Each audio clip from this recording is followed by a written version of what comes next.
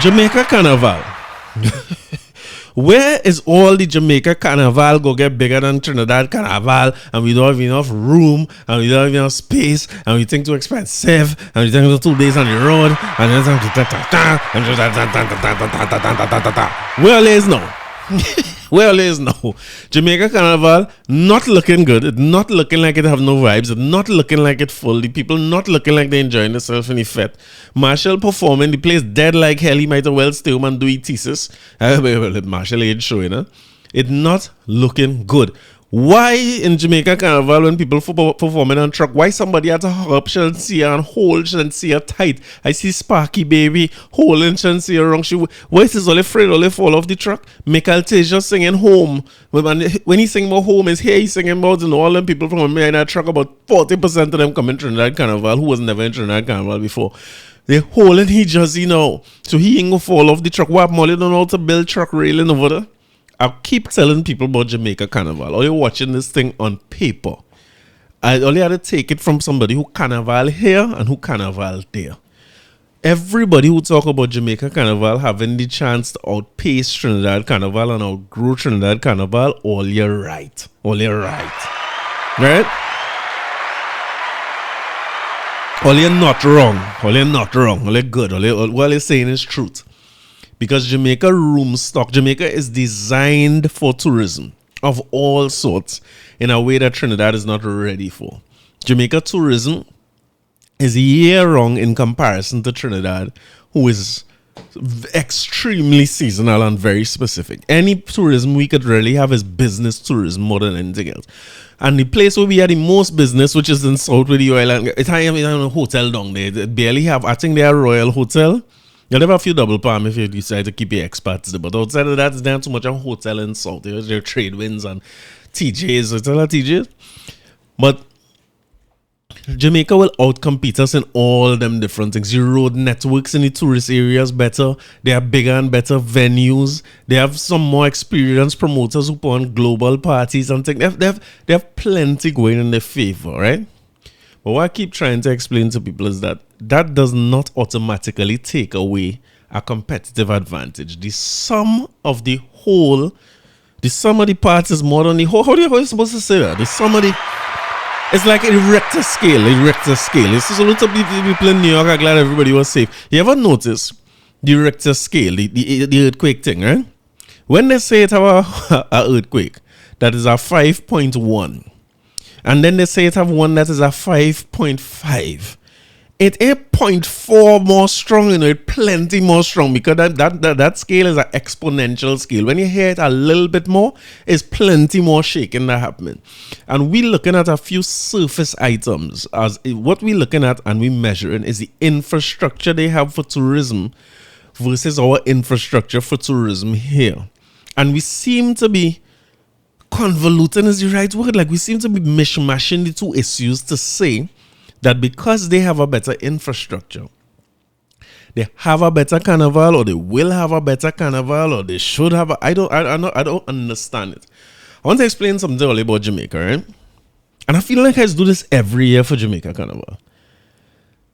Jamaica and soca, and what you're seeing as people following soca in Jamaica, is what we like to call the 1% here. It is uptown Jamaica who is following behind soca, right? Downtown Jamaica and ghetto and the real Jamaica and the majority of Jamaica is not into soca music like that. They're not into fetes. And I'm saying this sparingly because I don't want to say this to disparage the work that Marshall and Bungie and Destra and Michael Teja and everybody who carrying the carnival doing, and the promoters and the band leaders and so on. Them men doing a great job and they building the audience abroad, which is what they should do.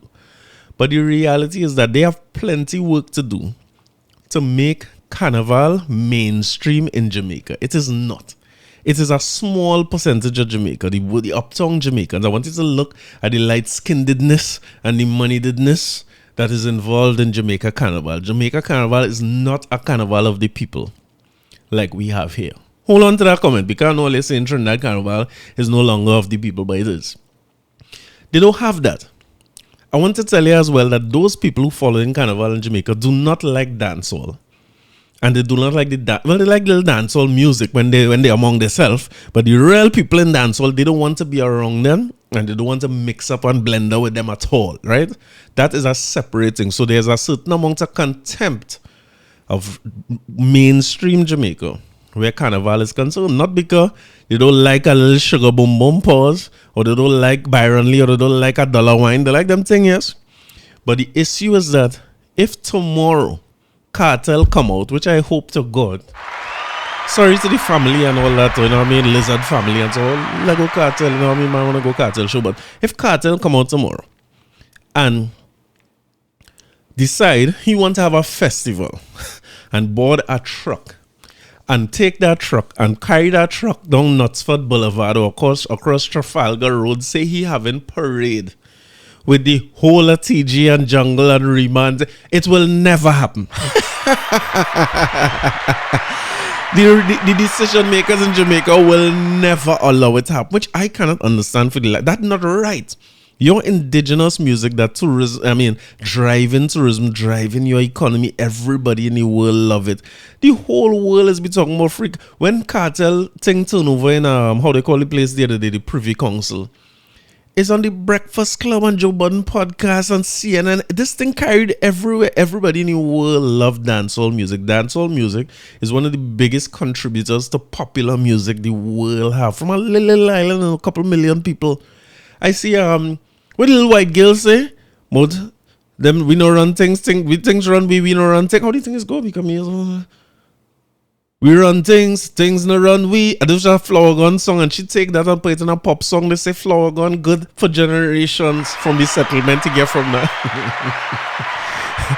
Dancehall music is at the backbone of plenty popular music, reggaeton, hip hop, R&B. You hear dancehall involved in all of it, right?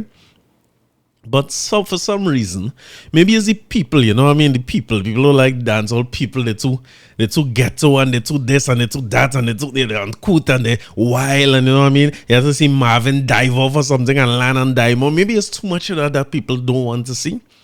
But the truth is that my experience with Jamaica is that there is a divide, just like they have an economic divide where the middle class getting smaller and smaller, and they have a gap between the rich and the poor. That same gap exists between calypso and dancehall. It's not that the uptown people don't like dancehall, or the dancehall people, the ghetto people don't like calypso or soca. The issue is that them two people don't like one another. So whoever the next one like, and of course the man who have more corn feed more fowl. So if the bigger people like that soca go make more headway faster.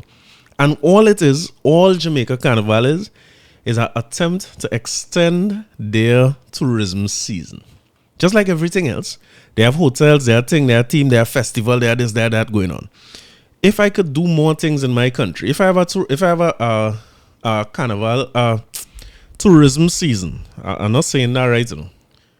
Like my peak travel season, where people coming into the country, is where the Yankee dollar and the European dollar freezing. It's cold.